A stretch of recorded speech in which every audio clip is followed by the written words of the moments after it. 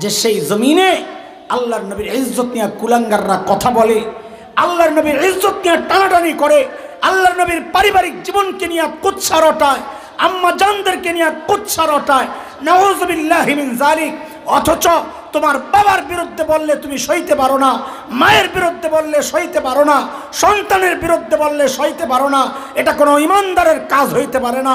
ইমানদার তো আওয়াজ উঠাবে, আমার বাবা চলে যেতে পারে, আমি আমার নবীর বেইজ্জতি বরদাস্ত করব না। আমার সন্তান এতিম হতে পারে, আমি আমার নবীর বেইজ্জতি বরদাস্ত করব না। আমার বিবি বিধবা হতে পারে, আমি আমার নবীর বেইজ্জতি বরদাস্ত করব না। আওয়াজ উঠাইতে হবে। বাংলাদেশে সব ধর্মের লোক সম্মানের সাথে বসবাস করবে, কিন্তু আল্লাহর নবীকে দিয়া কোন কুলাঙ্গার যদি কটূক্তি করে, খোদার কসম তাকে এই দেশে থাকতে দেওয়া হবে না। তার জন্য অন্য কোনো বিচার আমরা মানি না। একটাই সিদ্ধান্ত আসতে হবে, আল্লাহর নবীর দুশমনদের বিরুদ্ধে মৃত্যুদণ্ডের আইন পাস করতে হবে, মৃত্যুদণ্ডের আইন পাস করতে হবে। এই আওয়াজ আসলে সাথে যোগ দিবেন তো ইনশাআল্লাহ। আল্লাহ কবুল করে। আমার নবীর বাবাকে মাশাআল্লাহ মিল্লাতা আবিকুম ইব্রাহিম হুয়া সাম্মাকুমুল মুসলিমিন।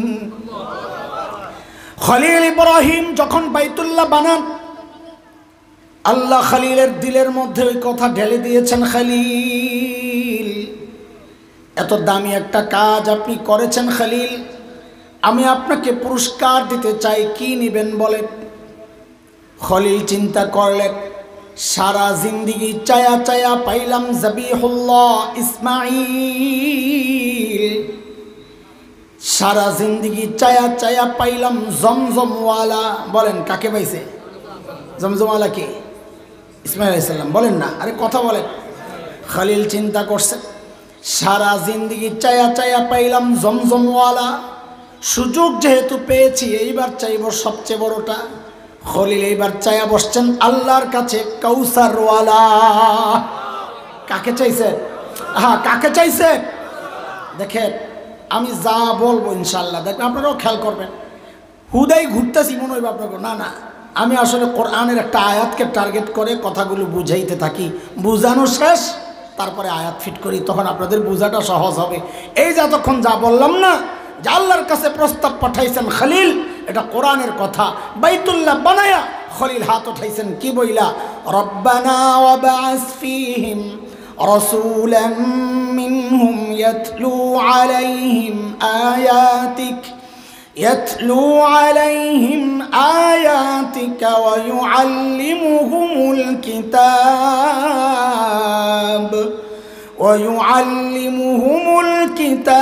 والحكمة ويزكيهم إنك أنت العزيز الحكيم। الله بيت الله تبارك এখন আবাদ করার জন্য শ্রেষ্ঠ রসুল লাগবে। আল্লাহ শ্রেষ্ঠ রসুল চাই। বলেন প্রস্তাব পাঠাইলেন কে? আমি যেমনি বলি ওইভাবে বলেন তো শুনতে মজা লাগবে। বলেন খলিলুল্লাহ। বলেন প্রস্তাব পাঠাইলেন কে? প্রস্তাবের মধ্যে আমিন বলছেন, আমিন বইলা সুপারিশ লাগায়া দিছেন জবিহুল্লাহ। জবিহুল্লাহ কে? মাশাআল্লাহ, এই যে আপনারা জানেন অর্ধেক কথা। তা আবার বলেন তো প্রস্তাব পাঠাইলেন কে? সুপারিশ করলেন কে? জবিহুল্লাহ। বলেন কে? যেই অফিসে বসে বসে কারবার চলছে, অফিসের নাম হইল বাইতুল্লাহ। অফিসের নাম কি? তা আবার বলেন তো প্রস্তাব পাঠাইলেন কে? সুপারিশ করলেন কে? অফিসের নাম কি? আল্লাহ মঞ্জুর করলেন। ঠিক আছে, যান খলিলুল্লাহর প্রস্তাব, জবিহুল্লাহর সুপারিশ বাইতুল্লাহ বসে বসে কবুল কবুল আমিও পাঠায়া দিচ্ছি হাবিবুল্লাহ।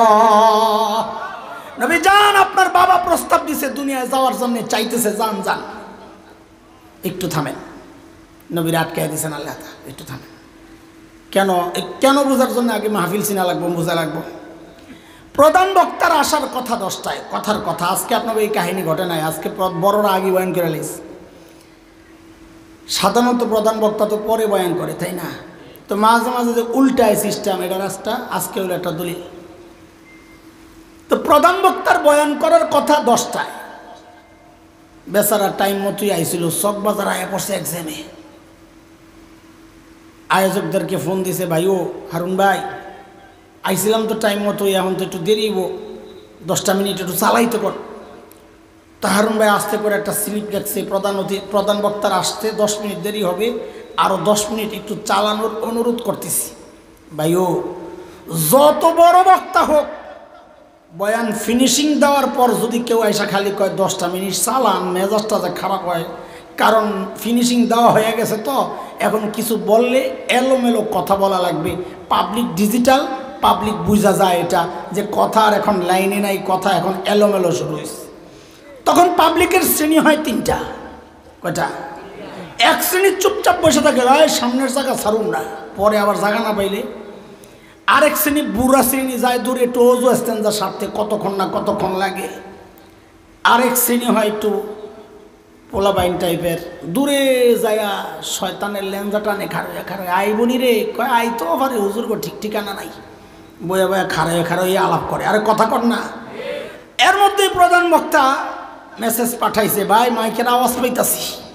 আরে বক্তারা টাইম মতো আসলে আয়োজকদের কলিজায় পানি আসে, তাড়াতাড়ি পাঠাইছে, তাড়াতাড়ি যা একটা স্লোগান দেয়। কেন?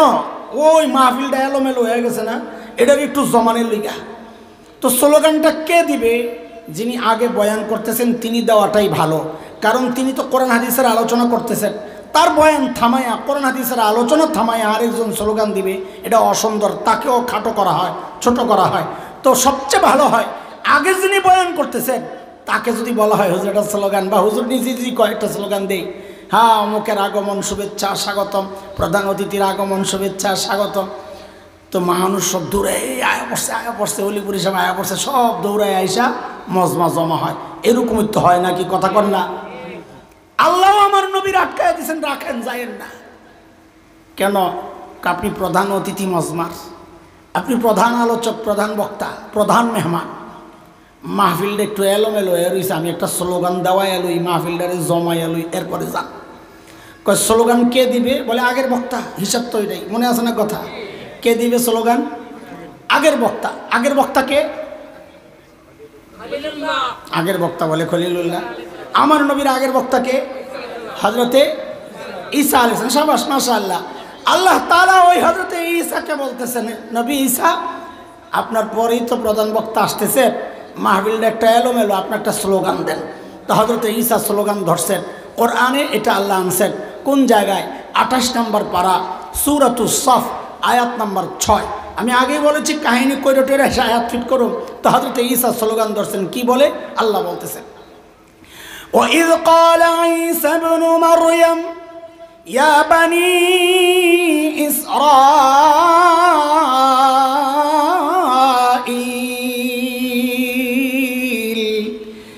إِنِّي رَسُولُ اللَّهِ إِلَيْكُمْ مُصَدِّقًا لِمَا بَيْنَ يَدَيَّ مِنَ التَّوْرَاةِ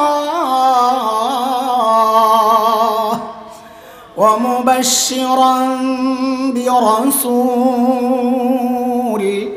يأتي من بعد اسمه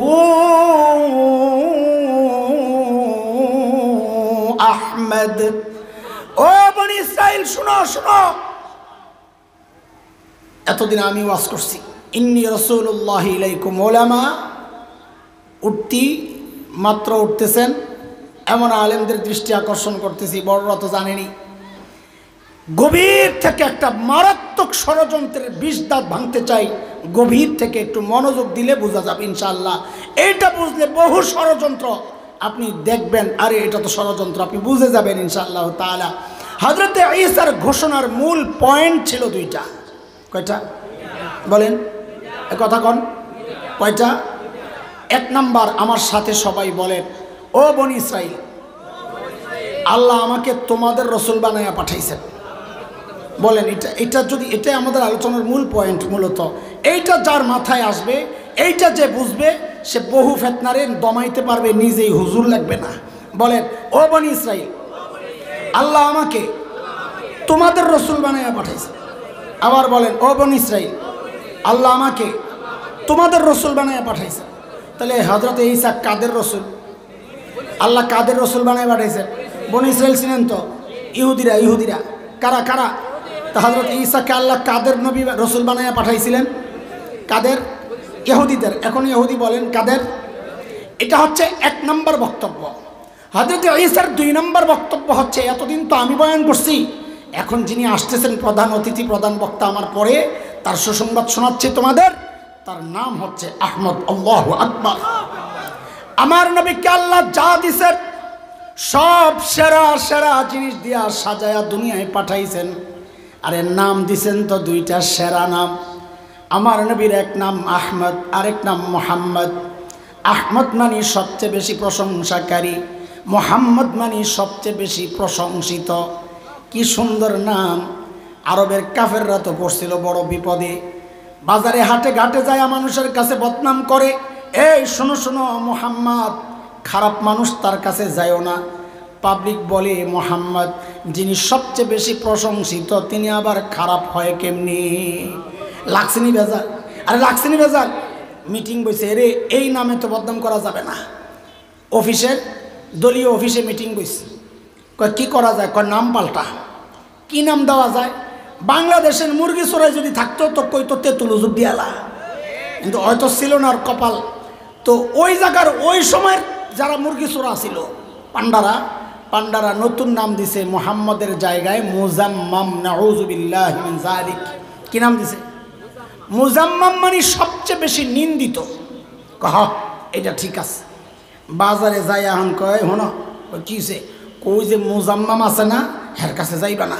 পাবলিক 40 বছর চিনছে একবারের নাম, একজনের নাম মোহাম্মদ, এখন নাম পাল্টাইছে যে মুজাম্মাম। কয় পাবলিক, কয় মুজাম্মাম কেটা চিনলাম না তো, লাগছিনি ভেজাল। আল্লাহু আকবার।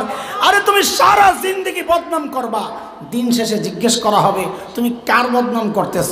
বলে যিনি সবচেয়ে বেশি প্রশংসিত তার। তোর কি মাথা নষ্ট হয়েছে রে? আল্লাহ আমার নবীর আল্লাহ যা দিয়েছেন সব কি? আরে কথা কর না, সব কি? সেরা কি দিছেন? আমি যদি সত্যি, আমি তো কম জানা মানুষ, এই যদ্দূর জানি এটাই যদি বলি কয় রাত যাবে আল্লাহ জানি, কিন্তু আমার মাকসাদ এটা, আমার তো আরেক জায়গায় যাইতে হবে। আরেক জায়গায় মানে আরেক বয়ানে না, মানে বয়ানেরই আরেক জায়গায় যাইতে হবে। মূল পয়েন্ট তো রয়ে গেছে আরেক জায়গায়। আমি তো ঘুরতেছি অন্য জায়গায়, খাওয়াইতেছি চকলেট। মনে আছে তো? মনে আছে তো? আসলে তো চকলেট খাওয়ার মাকসাদ না, আসলে কি? ইঞ্জেকশন দাও, তাড়াতাড়ি এনে যাইতে হবে, নাহলে হাসপাতাল বন্ধ হয়ে গেলে পরে আরেক মুসিবতে পড়বে। আল্লাহ যা দিছেন তো সব সেরা। আরে কিতাব দিছেন তো সেরা, উম্মত দিছেন তো সেরা, বন্ধু দিছেন তো সেরা, আরে চেহারা দিছেন তো সেরা। হযরত ইউসুফ ছিলেন ফর্সা, আর আমার নবীর যা দিছেন সব সেরা। চোখের দিকে তাকাইলে মনে হতো এর চেয়ে সুন্দর চোখ আর হইতে পারে না। নাকের দিকে তাকালে মনে হতো এর চেয়ে সুন্দর নাক আর হইতে পারে না। কানের দিকে তাকালে মনে হতো এর চেয়ে সুন্দর কান আর হইতে পারে না। এই জন্যই তো কবি হাসান ইবনে সাবিত আমার নবীর চেহারার সৌন্দর্যে মুগ্ধ হইয়া কবিতা লিখতেছেন। কি বলে? ওয়া আহসানু মিনকা লাম তারা কাত্তু আইনি ওয়া আজমালু মিনকা লাম তালিদিন নিসা خلقت مبرأ من كل عيب كأنك قد خلقت كما تشاء। চিৎকার করে বলেন না আল্লাহু আকবার। ওগো নবী, আপনার দিকে তাকাইলে মনে হয় এই চোখ আপনার চেয়ে সুন্দর কোনোদিন কাউরে দেখে নাই, আপনার চেয়ে সুন্দর কোনো মা কাউকে জন্ম দেন নাই। নবী গো, আপনার দিকে তাকালে মনে হয় আল্লাহ আপনাকে সমস্ত ত্রুটি থেকে মুক্ত করে আপনার চাওয়া অনুযায়ী আসমান থেকে পাঠায়া দিছেন। বরকতের একটু শুনবেন, একটু হালকা হালকা হালকা। হ্যাঁ, বরকত বরকত। আমার নবী কি বরকত লইয়াছিলেন? আল্লাহু আকবার বলেন তাইলে। আরো জোরে, এত আসতে বললে আমি কথা আগাবো না। আল্লাহু আকবার, আলহামদুলিল্লাহ বলেন। কেন আল্লাহ আমাদেরকে না চাইতে সেই নবীর উম্মত বানাইছেন? আলহামদুলিল্লাহ। হযরত আমিনা পেটে বাচ্চা, নিজেই বলেন জমজম কুয়ার কাছে যখন যাইতাম, এ পোলা পানি আগে যাই না লই, কুয়ার পানি কই থাকে, উপরে না নিচে? জানো তাইলে না, কলিকালের পোলা পানি তো নাও জানতার লেগে জিগাইলাম। হযরতে আমিনা বলেন, আমার দুলাল আমার পেটে, আমি যখন জমজমের কিনারায় যাই আমি লক্ষ্য করি আমি কাছে গেলে পানিগুলো আস্তে করে উপরের দিকে উঠে যায়। আমি পানি নিয়ে সরলি পানি আবার জায়গায় চলে যায়। মক্কার মেয়েরা আমার আটকায় রাখতো, বোন তুই খারো খা, তুই গেলে পানি জায়গা নিচে আমাকে উঠাইতে কষ্ট হয়, তুই থাকতে থাকতেই পানি উঠায় এলো। আল্লাহু আকবার। হযরত হালিমাতুস সাদিয়ার বর্ণনা আসছেন তায়েফ থেকে, গরিব মানুষ, বাহন দুর্বল, কম দামি গাড়ি আর কি, সোজা কথা।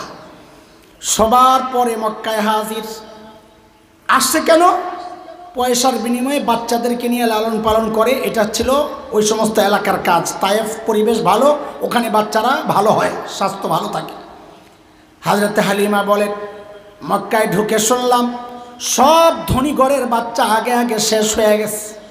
সবার টার্গেট থাকে ধনী বাচ্চা নিয়ে পয়সা বেশি পাবো, বুঝলেন না? সব বাচ্চা শেষ। খবর পাইলাম একটা বাচ্চা আনার জন্য কেউ যায় নাই, কেউ যায় না। খবর যখন পায় বাপ নাই, তার কেউ যায় না। বাপ নাই, টাকা দিব কে? আহারে। হযরতে হালিমা বলেন, স্বামীকে বললাম খালি হাতে যাওয়ার চেয়ে চলেন ওই তিন বাচ্চা দাঁড়িয়ে নিয়ে যাই। আসলে কপাল খুলছে, বলেন না? আসলে হযরতে হালিমা বলেন, আমি যখন আমার বোন আমেনার ঘরে যাই, বাচ্চা শোয়া, আল্লাহ চেহারার দিকে তাকায় আমার মনে হইল যেন চাঁদের টুকরাটা পড়ে রয়েছে। দৌড়ে যায় এই বুকের সাথে জড়াই আনিছি। আমার কাছে মনে হইলো আমারও জড়ায় ধরে রাখছে। আসলে নিজে এমনভাবে ধরছে মনে হয় যেন বাচ্চাও ধরে রয়েছে। হযরতে হালিমা বলেন, আমি যখন বাহনের উপর উঠলাম, বাচ্চা আমার কোলে, স্বামী আমার সামনে, ওঠার সাথে সাথে বাহনটা ধপাস করে বসে বসছে। আমি অবাক হয়ে গেছি, কিরে এত দুর্বল তো না যে বাচ্চার ভারে বসে যাবে। এমন করে তাইফ থেকে লইছে, কিছু একটা আছে গন্ডগোল। স্বামীরে বললাম, দেখি তো একটু নেমে দাঁড়ান তো। বলে, যেই না আমার স্বামী একটু নেমে দাঁড়ালেন, অমনি বাহনটা লাফ দিয়া দাঁড়ায় গেছে। আমি তো চমকে গেছি। স্বামীরে বললাম, দেখি আবার ওঠেন তো। আবার উঠছেন সামনে, বসার সাথে সাথে বাহন আবার ধপাস করে বসে বসছে। হযরত হালিমা বলেন, আমি যা বুঝার বুঝে গেছি। স্বামীরে বললাম, দেখি সামনে থেকে সইরা পেছনে যায় একটু বসেন তো দেখি। বলে, যেই না আমার স্বামী সামনে থেকে যায় পেছনে খালি উঠলেন, অমনি বাহন লাভ দিয়া উঠা এখন সবার আগে আগে দৌড়ায়। আল্লাহ সতর্ক করছেন, হালিমা আমার দোস্ত, ছোট দেখা আরে বেইজ্জতি করবা, পিঠ দিয়া বইব তোমার জামাই। এই জন্য আমি আমার নবীরে দুনিয়ায় পাঠাইছি না। যাও পিছে যাও, নাহলে দুনিয়া বন্ধ করে দিব আমার নবীর বেইজ্জতি হইলে। মুসলমান, আল্লাহ তো আমার নবীর ইজ্জত দিছে, কিন্তু তুমি এমন এক সমাজে বাস করো, এমন এক দেশে বাস করো, তোমার তো আফসোস করে বুক চাপড়ানোর কথা যে সেই জমিনে আল্লাহর নবীর ইজ্জত নিয়ে কুলাঙ্গাররা কথা বলে, আল্লাহর নবীর ইজ্জত নিয়ে টানাটানি করে, আল্লাহর নবীর পারিবারিক জীবনকে নিয়ে কুৎসা রটায়, আম্মা জানদেরকে নিয়ে কুৎসা রটায়। নাউযুবিল্লাহি মিন যালিক। অথচ তোমার বাবার বিরুদ্ধে বললে তুমি সইতে পারো না, মায়ের বিরুদ্ধে বললে সইতে পারো না, সন্তানের বিরুদ্ধে বললে সইতে পারো না। এটা কোনো ইমানদারের কাজ হইতে পারে না। ইমানদার তো আওয়াজ উঠাবে, আমার বাবা চলে যেতে পারে, আমি আমার নবীর বেইজ্জতি বরদাস্ত করব না। আমার সন্তান এতিম হতে পারে, আমি আমার নবীর বেইজ্জতি বরদাস্ত করব না। আমার বিবি বিধবা হতে পারে, আমি আমার নবীর বেইজ্জতি বরদাস্ত করব না। আওয়াজ উঠাইতে হবে। বাংলাদেশে সব ধর্মের লোক সম্মানের সাথে বসবাস করবে, কিন্তু আল্লাহর নবীকে দিয়া কোনো কুলাঙ্গার যদি কটূক্তি করে, খোদার কসম তাকে এই দেশে থাকতে দেওয়া হবে না।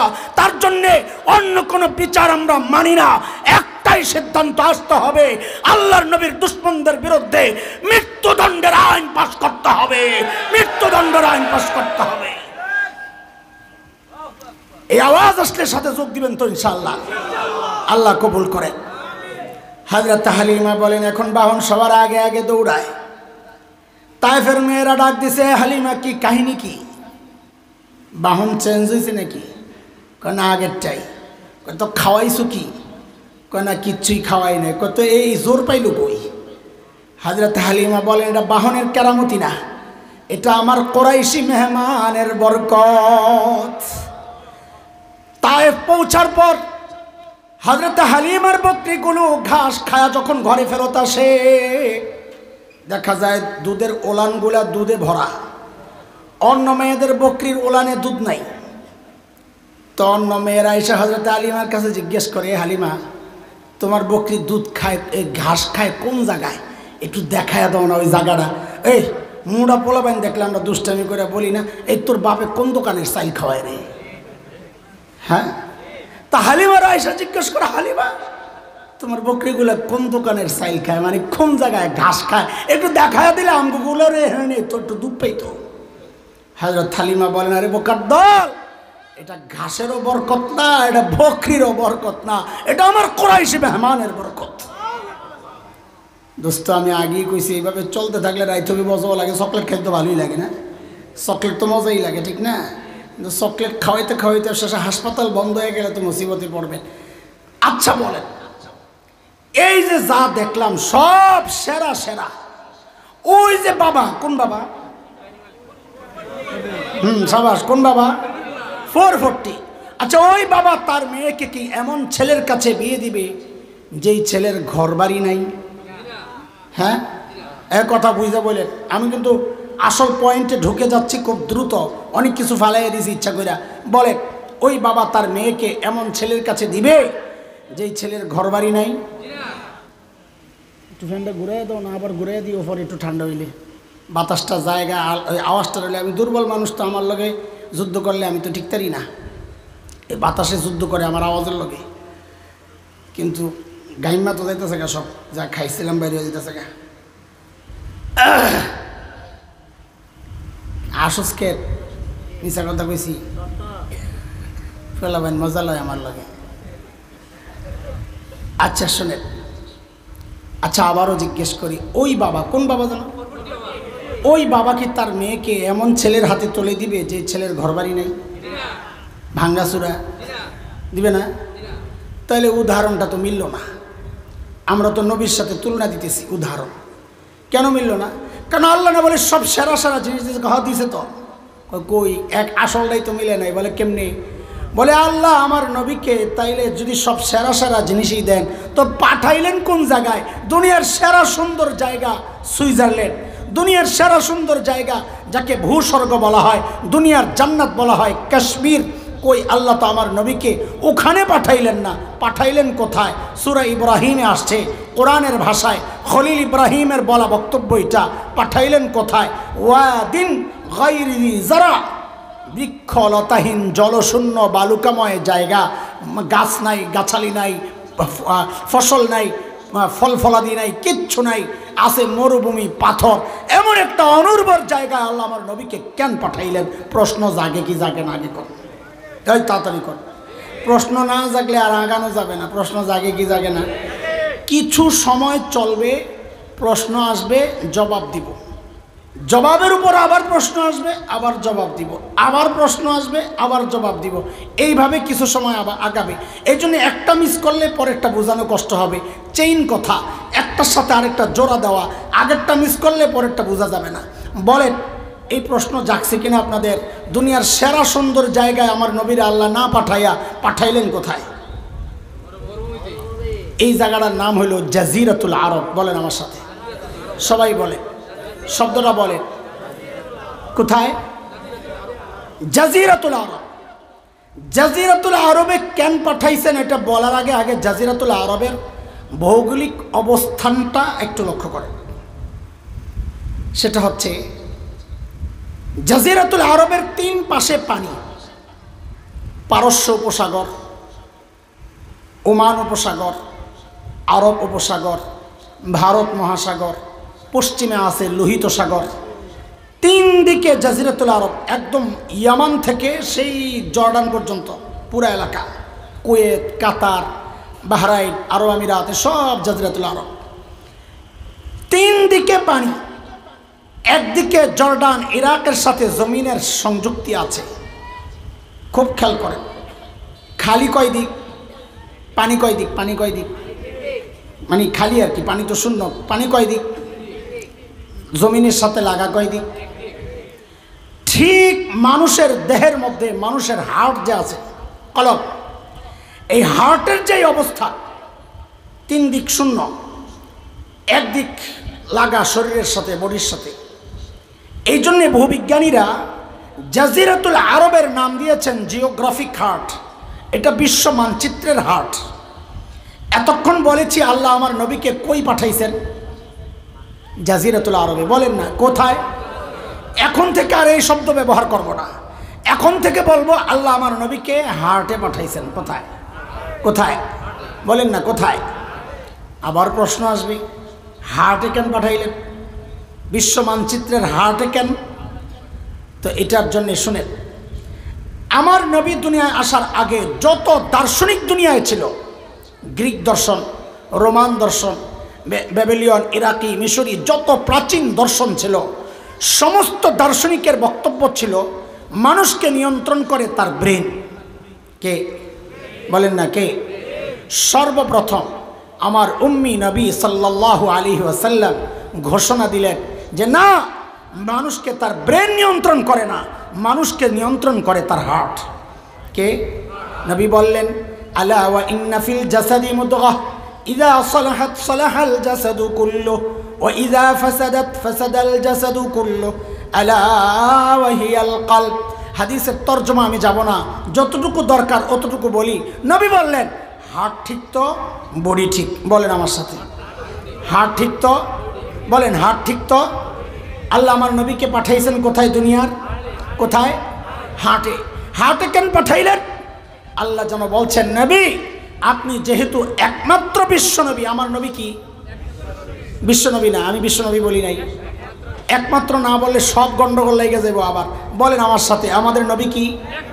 সবাই বলেন, সবাই বলেন, নবী আপনি যেহেতু একমাত্র বিশ্বনবী, এই জন্য আমি আপনাকে দুনিয়ার হার্টে পাঠাইলাম। কেন?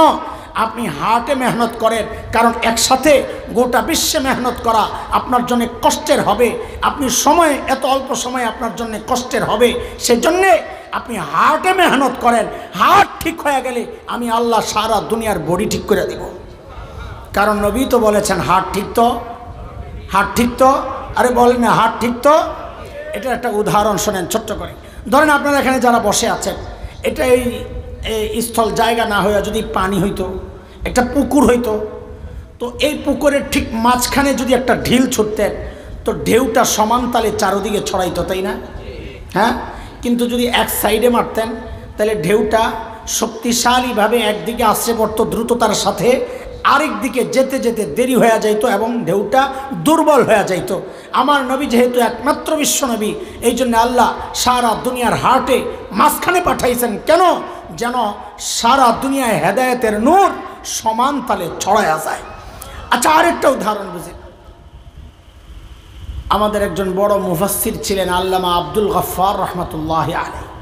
বড়দের সাথে হযরত হাফিজ হুজুর আল্লামা আজিল হক রহমতুল্লাহ আলাইহি, শেখুল হাদিস, ওনাদের সাথে চলতেন, বয়ান করতেন খুব চমৎকার। আমাদের মতো এত ভুংবাং ছিল না, কিন্তু কথা বলতেন খুব দারুণ, সাদা সিধা কথা। তো হযরত এক গল্প শোনাইতেছেন। একবার ওনারা গেছেন হিন্দুস্তান, ইন্ডিয়ায়, আলেম কয়েকজন। সকালবেলা নাস্তা দিছে বড় প্লেটের মধ্যে, গরম টাটকা শুকনা খিচুড়ি, ধোয়া উঠতেছে।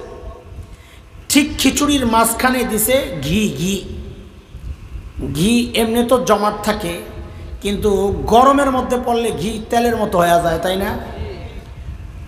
এই কথাটা বোঝার আগে আরেকটা কথা বুঝেন। মুসলমান মক্কা থেকে সর্বপ্রথম হিজরত করছে কোন দিকে? আবিসিনিয়া কোন দিকে? মক্কা থেকে দিক জানেন না? পশ্চিমে। পশ্চিমে কোথায়? আজকে ওই জেদ্দার পারে যে সাগর, লোহিত সাগর, এই সাগরের পশ্চিম পাটটাই ছিল আজকের দুনিয়ার মানচিত্রে ইথিওপিয়া, ইরিত্রিয়া যে এলাকাটা, ওটা ছিল নবীযুগের হাবশা। মক্কা থেকে কোথায়? পশ্চিমে। কোথায়? তো যিনি পশ্চিম দিকে যে মাওলানা বসছেন, উনি হঠাৎ করে মাথায় এক বুদ্ধি আইছে। কি করছে? ঘিয়ের মধ্যে আঙ্গুলটা ঢুকাইয়া নিজের দিকে একটা টান মারে আর কয় কি, ইসলাম প্রথমে মক্কা থেকে হাবশার দিকে হিজরত করছে। ঘি মাঝখানে তো ঘিরে বানাইছে ইসলাম। ঘি তো গরমে কইলা গেছে, ঘি সব ছুটছে আবিসিনিয়ার দিকে, হাবশার দিকে। উত্তর দিকে যেই মৌলানা বসা, উনি আর দেরি না কইরা ঘিয়ের মধ্যে আঙ্গুলটা ঢুকাইয়া নিজের দিকে একটা টান মারে আর কয় এরপর ইসলাম মক্কা থেকে মদিনার দিকে হিজরত করছে। এবং ঘি ছুটছে মদিনার দিকে আর হাফসার দিকে, পশ্চিম দিকে আর উত্তর দিকে। আব্দুল গাফফার সাহেব কয় কারবারটা দেখছো, 2 মৌলবি তো ঘি খাওয়ার বুদ্ধি করছে। আমি আর দেরি করলাম না, হাতাটিরে বইটা ঘিডারে পুরা খিচুড়ির মধ্যে মাখলাম আর বললাম এরপর ইসলাম সারা দুনিয়ায় ছড়াইয়া গেছে। ও দোস্ত, আল্লাহ ইসলাম নামক এই নিয়ামত দুনিয়ার মাঝখানে পাঠাইছেন বইলাই আমি আপনি সময় মতো ঘিয়ের ভাগ পাইছি, সারা দুনিয়ায় সমান তালে ছড়াইয়া গেছে। এই যে এতগুলো কথা বললাম, কেন বললাম এইবার বুঝেন। আমার নবী যেন কি, সবাই বলেন তো কথাটা, একমাত্র বিশ্বনবীর মানে কি এই কথা আমি বলি নাই। আপনারা হয়তো মনে মনে একটা সিদ্ধান্ত নিয়েছেন আর কি, চিনি আমরা না, ওই চিনা চলবে না, আজকে নতুন করে আরেকটা চিনবেন, তাইলে ফেতনা দূর হবে। দেখেন এত কষ্ট করে খাইটা খুঁজা একটা জায়গায় আনছি, এখন শেষ করবো অল্প সময়। মূল ইঞ্জেকশনটা দিব এখন, ইঞ্জেকশনের ডরে আবার দৌড় মারেন না, আপনার করে দিব না, আরেকজনের উপর দিয়ে যাইব। আর আপনারা থাকলে আপনাদের লেগে একটা আছে ভিটামিনের ইঞ্জেকশন। বিশেষ করে যুবক যারা, এই কথাগুলো তাদের বেশি শোনা দরকার। কেন? বাংলাদেশের আকাশে শকুনের আনাগোনা পরিলক্ষিত হচ্ছে, আমরা টের পাচ্ছি। আমি হাসান জামিল 10 বছর পর হয়তো হাতে লাঠি আসবে, ভর দেওয়ার, বাড়ি দেওয়ার না। তা আমারে নিয়ে পিডায় মজা পাইব না, বুড়া মানুষ, পিডা খাবি তোরা। এই জন্য আগের থেকে যা চোখ কান খোল, যেন ওই ঝামেলার মধ্যে পড়তে না হয়, আমার দেশ যেন গাজার পরিণতি আমার দেশকে ভোগ করতে না হয়, এই জন্য আগের থেকেই গর্জে উঠতে হবে। এই জন্যে আমরা কথাগুলো বলছি। কেন বলছি একটু শুনে। বাংলাদেশের বিশেষ করে 2টা জায়গা, উত্তরবঙ্গ, পার্বত্য অঞ্চল, এই 2 জায়গায় এনজিও, বিশেষ করে খ্রিস্টান মিশনারিরা তাদের অর্থের লোভ দেখায়। আমরা মাঠে ময়দানের মানুষ দায়িত্ব নিয়ে বলছি, কথাগুলো বাড়িয়ে বলছি না। শত শত নয়, হাজার হাজার নয়, লক্ষ লক্ষ মুসলমানকে খ্রিস্টান বানাচ্ছে। কয়েক বছর আগে, কয়েক বছর মানে অনেক বছরই হয়ে গেছে, 7-8 বছর, আমরা গেলাম এক দাওয়াতি কাফেলা নিয়ে দিনাজপুর। ওখানে খুব বেশি আক্রান্ত খ্রিস্টান মিশনারিরা টের পাইয়া যে আমরা দাওয়াত দিতে গেছি, যারা খ্রিস্টান হয়ে গেছে তাদেরকে দাওয়াত দিয়ে মুসলমান বানাইতে গেছি।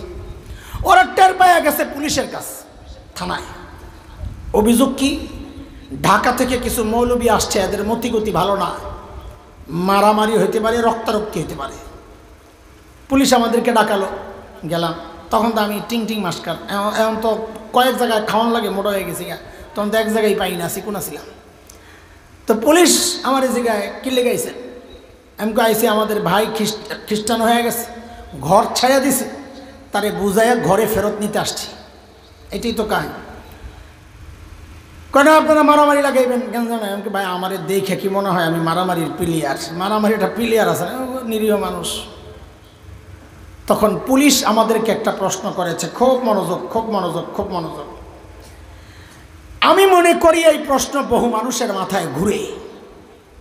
কেন ঘুরে? সে তার নবী চেনে না, ওই জন্যে ঘুরে। এই জন্য আজকে শুরুতে নবী চিনাইছি, এইবার প্রশ্ন শুনেন। পুলিশ বলে কি, আচ্ছা হুজুর বলেন তো, আমরা মুসলমান, ইসলামের দাওয়াত চলে সারা দুনিয়ায়, ইউরোপ, আমেরিকা, অস্ট্রেলিয়া, আফ্রিকা, সারা দুনিয়ায় চলে, আমাদেরকে কেউ আটকায় না। তাহলে খ্রিস্টানরা বাংলাদেশে এসে ওদের ধর্মের প্রচার করলে আমাদের সমস্যাটা কোথায়? আমরা কেন বাধা দিই? যার যার ধর্মের প্রচার সে করুক না, কি সমস্যা? যার যার ধর্মের প্রচার সে করবে। এই কথাটা কত সুন্দর না ভাই? কি কথা কন? নাউজুবিল্লাহ কনকে কথাটা সুন্দর না? সুন্দর কথা তো সুন্দর, যার যার ধর্মের প্রচার সে করবে, মারামারি করতে দেন, কথা তো সুন্দর। কিন্তু দোস্ত, সাপের মাথা দেখছেন? সাপের মাথা দেখছেন নি? আসলে বালা করে খেয়াল করছেন না? দেখতে খেলে এমন বেশকি মারছে। একদিন দেখলে দাঁত মাত খিচ্চা এরকম ভালো করে তাকায় দেখেন কি সুন্দর মাথার ডিজাইন। কিন্তু সব সুন্দর সুন্দর না, কিছু সুন্দরের ভেতরে বিষও থাকে। কথা বলেন? পুলিশের কথা তো সুন্দর, যার যার ধর্মের প্রচার সে করবে, কিন্তু সব সুন্দর সুন্দর না দোস্ত। ওই সুন্দরের ভেতরে বিষ ভরা। কেন? কেন শোনে, কেন খ্রিস্টানরা বাংলাদেশে ওদের ধর্মের প্রচার করতে পারবে না? কেন মুসলমান সারা দুনিয়ায় ইসলামের প্রচার করতে পারে? কেন? কেন? কারণ কি? শোনে, এই যে আপনাদের এটা কুমিল্লা কত নম্বর আসন সংসদীয়? 6। এমপি আছিলেন কে? বাহার। বাহার, মাশাআল্লাহ, গেছে গা ভাইগে গেছে 5 তারিখের পরে। আর আসেনি করছে কথা তো ফুল হবেন কি বান্দরের বান্দর। আমি এত কিছু জিজ্ঞেসি কন্ত দিই কই দিয়ে আছে, খালি কথা শেষ হয় না। আল্লাহ, বাহার সাহেবের কিছু লোকজন ছিল সাথে।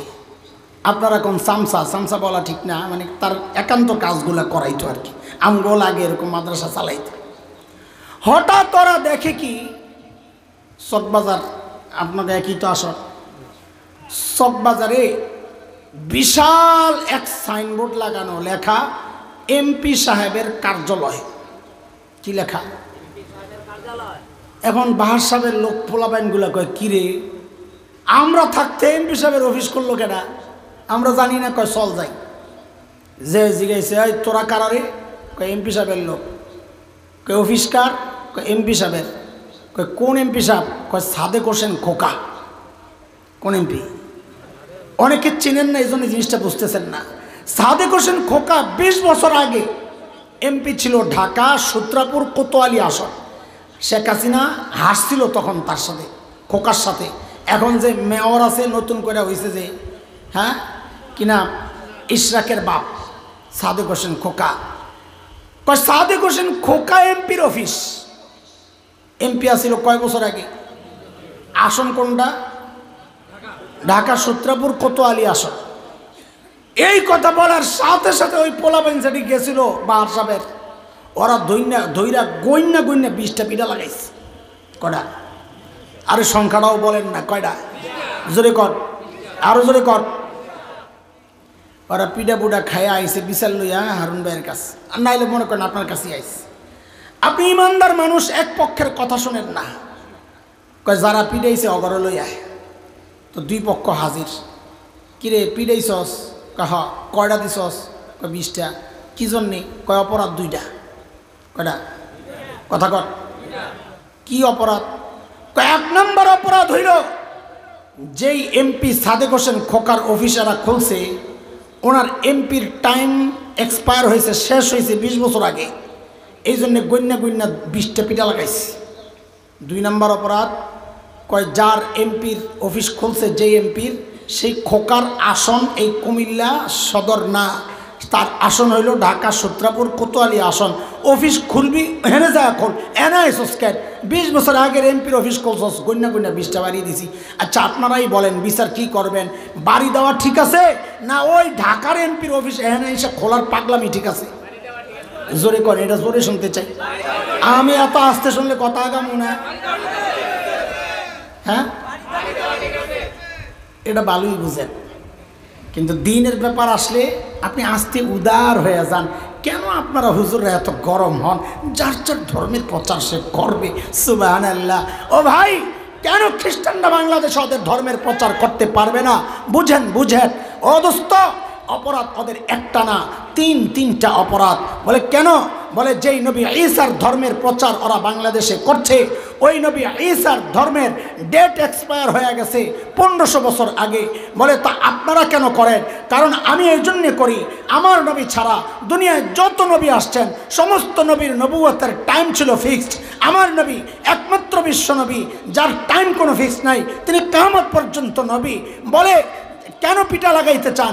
কেন বিরোধিতা করেন? বলে যেই নবী ঈসার ধর্মের প্রচার ওরা করতে চায়, সেই নবী ঈসাকে আল্লাহ বাংলাদেশের নবুয়ত দিয়া পাঠান নাই। বলে তো কোন জায়গার নবুয়ত দিয়া পাঠাইছেন? কারণ হযরত ঈসা নিজে বলেছেন, আজকের বিকৃত বাইবেলের মধ্যে আছে, হযরত ঈসা বলেছেন হযরত ঈসাকে আল্লাহ ওই যে ফিলিস্তিনের একটা নির্দিষ্ট অঞ্চলের নবুয়ত দিয়া পাঠাইছেন। কাজেই খ্রিস্টান ধর্মের অফিস যদি খুলতে হয় যাইয়া ইসরায়েলে খোলো, বাংলাদেশে আসছো কোন কামের জন্যে? 3 নম্বর অপরাধ, যেই নবী ঈসার ধর্মের প্রচার ওরা বাংলাদেশে করছে, ওই নবী ঈসাকে আল্লাহ মুসলমানদের নবুয়ত দিয়া পাঠান নাই। বলে কার নবুয়ত দিয়া পাঠাইছেন? বলে এটা তো নবী ঈসা নিজেই বলছেন। সূরা সফ আয়াত 6 হযরত ঈসা বলেছিলেন, ইয়া বনি ইসরাইল ইন্নী রাসূলুল্লাহি ইলাইকুম, ও বনি ইসরাইল, আল্লাহ আমাকে তোমাদের রাসূল বানায়া পাঠাইছেন। এই জন্যে খ্রিস্টানরা বাংলাদেশে ওদের ধর্মের প্রচার করতে পারবে না। 3টা কারণ। আমরা কেন পারি? বলে এই জন্যে আমার নবী একমাত্র বিশ্ব নবী যাকে আল্লাহ নির্দিষ্ট কোনো টাইম দিয়ে দুনিয়ায় পাঠান নাই। এই জন্য ইসলামের দাওয়াত চলবে কিয়ামত পর্যন্ত। বলে সারা দুনিয়ায় কেন করেন? কারণ আমার নবী রহমাতুল লিল আলামিন, গোটা জাহানের রহমত, ইসলামের দাওয়াত চলবে গোটা জাহানে। বলে সব ধর্মের কাছে কেন করেন? বলে আমার নবীকে আল্লাহ বলেছেন, ওমা আরসালনাকা ইল্লা কাফাতাল লিন্নাস, সমস্ত জগতের যত জাতি আছে, হিন্দু, বৌদ্ধ, খ্রিস্টান, মগ, মুরান, গারো, চাকমা, কুকি, সাঁওতাল, টিপরা সহ যত জাতি আছে, নবী আপনাকে সবার নবুয়ত দিয়ে পাঠাইছি। ইসলামের দাওয়াত সব ধর্মের কাছে চলবে, সারা দুনিয়ায় চলবে। অন্য কোনো ধর্মের প্রচার বাংলাদেশে কেন, দুনিয়ার কোথাও চলতে পারে না। যারা বাংলাদেশে ওদের ধর্মের প্রচার করে তাদের উদ্দেশ্যে জানায়া দেওয়া দরকার। আরে 20 বছর আগের এমপির অফিস খোলার কারণে যদি ওদেরকে 20টা পিটা লাগায়, তাহলে 1500 বছর আগে নবুয়ত শেষ হওয়া নবীর ধর্মের প্রচার করলে ওদেরকে ধৈরা কমপক্ষে 1500 পিটা দেওয়া দরকার। কথা কন? আমরা পিটাইতে চাই না, আমরা আপনাদের সতর্ক করতে চাই। কারণ ওই জাতিটাই, ওই গ্রুপটাই, এনজিওদের ওই গ্রুপটাই এখন আপনাদের বিভিন্ন সংস্কার কমিশনের দায়িত্বে আসছে। বিশেষ করে নারী সংস্কার কমিশন সব এনজিও কর্মী। এটির চেহারা দেখলে বোঝা যায় না বেটা না বেটি। কথা কয় না? বুঝি কেমনে? চুল দেখা, ফোটা দেখা, শাহবাগী, সুবহানাল্লাহ, এত বড় একটা ফোটা আর চুল দেখলে বোঝা যায় বেডি, নাইলে আর কোনো আলামত নাই। এরা ইসলাম চায় না। এদের টার্গেট বাংলাদেশ থেকে ইসলাম নিশ্চিহ্ন করা। ইসলাম নিশ্চিহ্ন করতে পারলে এদেশের স্বাধীনতা খবলে খাওয়া সহজ হবে। এই দেশে 2টা চক্র ষড়যন্ত্র করে, একটা দাদা চক্র, আরেকটা দাতা চক্র। যারা দান সৎকা করে এনজিওগুলোর মাধ্যমে, তাদের চক্রান্ত চলছে এই জমিনে, দাদাদের চক্রান্ত চলছে এই জমিনে। দাদাদের দোসররা পালাইছে, সময় আসছে ইনশাআল্লাহ দাতাদের দোসররাও পালাবে ইনশাআল্লাহ। এর জন্য আমাদেরকে 3 তারিখ হাজির হইতে হবে সোহরাওয়ার্দী উদ্যান ইনশাআল্লাহ। ইনশাআল্লাহ ওদেরকে একটা আওয়াজ দিতে হবে যে দোসর এক গ্রুপ পালাইছে, আরেক গ্রুপ রেডি হও। বলেন, এক গ্রুপ পালাইছে, আরেক গ্রুপ। এই আওয়াজ দেওয়ার জন্য যাওয়া লাগবে তো লাগবে না ইনশাআল্লাহ? লাগবে তো ইনশাআল্লাহ। দল মত নির্বিশেষে ভুলে যান আমি কোন দলের। লম্বা টুপি পরি না গোল টুপি পরি, জোরে আমিন বলি না আস্তে আমিন বলি, দাঁড়ায় মিলাদ পড়ি না বৈশা মিলাদ পড়ি, সব ভুলে এই জায়গায়, এই প্রসঙ্গে, এই কারণে সবাইকে এক সূত্রে আইসা, এক জায়গায় আইসা সম্মিলিত আওয়াজ উঠাইতে হবে। বাংলাদেশে নাস্তিকতার চর্চা করতে দেওয়া হবে না, দেওয়া হবে না, দেওয়া হবে না। পারবো তো ইনশাআল্লাহ? আল্লাহ কবুল করেন, আল্লাহ এই মাদ্রাসাকে কবুল করেন, আল্লাহ এই মাদ্রাসার দারুল দেওবন্দের মতো কবুল করেন।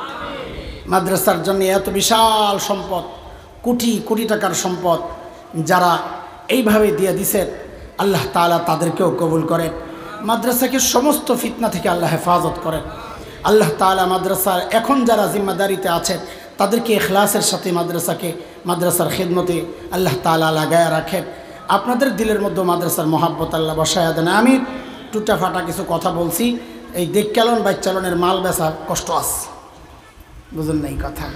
মাহফিল জমাট থাকে ওই সময় কথা বলা, আর ওই দেখচালন বাইচালনের টাইমে কথা বলা বেশ কম আছে। আবার গরম, আবার লম্বা সময় বসে রয়েছেন, আবার কানজোসের হাড্ডিরা আপনার কোনো ফ্যানও দেয় নাই। কিপটামি করছে না একটা কন? আরে কন না, শরমান কেন? এটা কিপটামি করছে না? মাঝে মাঝে 2-3টে ফ্যান দিলে পারতো না? আরে গিবত করতেছি না তো, সামনেই তো আছে হারাম, মেজবানটা তো সামনেই আছে, ডরান কেন? 2 পাশ থেকে কয়েকটা ফ্যান দিলে আপনারা আরও 2-1 ঘন্টা বয়ান শুনতে পারতেন, তাই না? তেন ফ্যানটি পাঠাই দিয়ে আবার শুরু করি ইনশাল্লাহ। আল্লাহ কবুল করেন, আমিন। ওয়া আখিরু দাওয়ানা আলহামদুলিল্লাহি রাব্বিল আলামিন। সুবহানাকাল্লাহুম্মা বিহামদিক আশহাদু আল্লা ইলাহা ইল্লা আনতা আস্তাগফিরুকা ওয়া আতুবু ইলাইক। জাযাকুমুল্লাহু খাইরা। দুরূদ শরীফ পড়েন। আল্লাহুম্মা